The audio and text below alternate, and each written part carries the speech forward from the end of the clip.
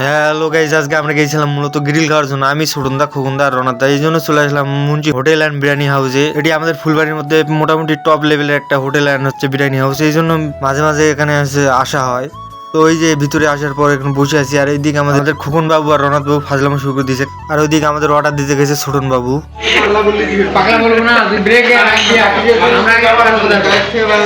Video করছি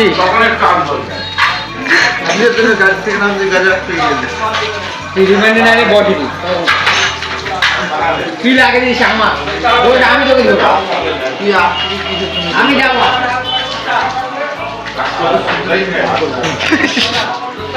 আর ওইদিকে ওদের ফাজলামো করতে করতে আমাদের এদিকে চলে আসলো ছোটন বাবু। আর এখানে হচ্ছে প্রতি গ্রিল প্রতি 480 টাকা নেয়, আর নান রুটি আলাদা করে কিনতে হয়, পার পিস 30 টাকা করে। আর এখানে হচ্ছে গ্রিলের সাথে থাকবে বাটার, সালাদ এবং মশলা, কিন্তু রুটি আলাদা করে কিনতে হবে। আর অর্ডার দেওয়ার পরে 5-7 মিনিটের মধ্যে আমাদের এখানে অর্ডার চলে আসে, কারণ এখানে মোটামুটি খুবই ভালো পরিমাণে একটা সার্ভিস পাওয়া যায়। আর এখানে আমরা 4 জন মিলে একটা নিয়েছিলাম, কারণ একটাই আমাদের জন্য যথেষ্ট, কারণ এর থেকে বেশি হলে আবার বেশি হয়ে যাবে, খাইতে পারি না। এর আগে দেখছি ট্রাই করে, এই জন্য একটাই নিছি, বেশি নেই।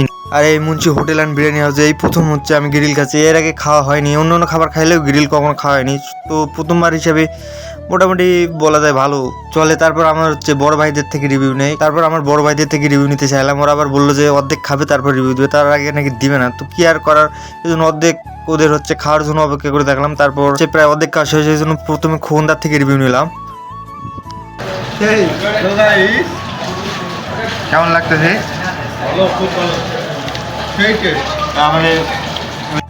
খোকনদা বললো যে চলে, মোটামুটি চলে, ভালো চলে, সেই টেস্ট। তারপর আমাদের লুল্লু সাহেবের থেকে রিভিউ নিলাম, ও এবার খাইতে ব্যস্ত, আর মুখ ভর্তি, এই জন্য হাত দিয়ে ইশারা করলো যে হ্যাঁ চলে, মোটামুটি ভালো।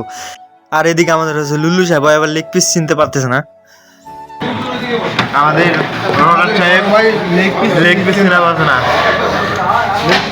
খালো আগে এক ধমক, তারপর কাছে লেগ পিস করে, লেগ পিস কোনটা কেমনটা লাগে আপনারাই বলেন। তারপর প্রথমে একটা করে রুটি নিয়েছিলাম, তো ওইটা শেষ। তারপর আবার একটা করে অর্ডার দিয়েছিলাম, মোটামুটি 2টা রুটি হলেই হয় যথেষ্ট। আর এদিক সবারই খাওয়া শেষ, আর আমার প্লেটে আসেই, কারণ আমি খাইতে পারি না, বরাবরই খাওয়াতে দুর্বল। তারপর সবাই একটু সাহায্য করলো আমাকে খাওয়ার জন্য। এবার প্রায় মনে করুন যে খাওয়ার দাওয়া শেষ। আসলে আমার যে বউ হবে তার একটা কপাল, আমি খাইতে পারি না, আমার ভাগে গেলে সব খাইতে পারবে, এই তো আসলে আমার মন বড়, বুঝো নাই। তারপর খাওয়া দাওয়া শেষ, এখন বাসায় যাবো। সবাই ভালো থাকবেন, সুস্থ থাকবেন, আবার দেখা হবে কোনো একদিন।